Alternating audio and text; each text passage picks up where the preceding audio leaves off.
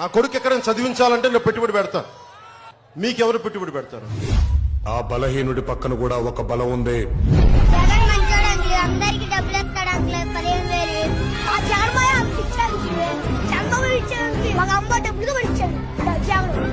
అంత మగ దేవుడు కోరుకుంటాడు జగనన్నే కలవాలి. సార్, ఆ స్కూల్ కి వెళ్లే పిల్లలు ప్రొఫెషనల్స్ ఉండాలని జగనన్న విద్యా కానుక అనే పథకం ద్వారా స్కూల్ బ్యాగ్ తో సహా 2 జతల uniforms, shoes and socks, ties and belts, note books and text books also ఇలా అన్ని కూడా ఉచితంగా పంపిణీ చేసిన మీ సౌహృదయానికి, మీ ప్రేమాత్మానికి దానివన్నీ మొట్టి మాటలు కాదు సార్, చేసి చూపించిన నాయకుడు సార్ మీరు.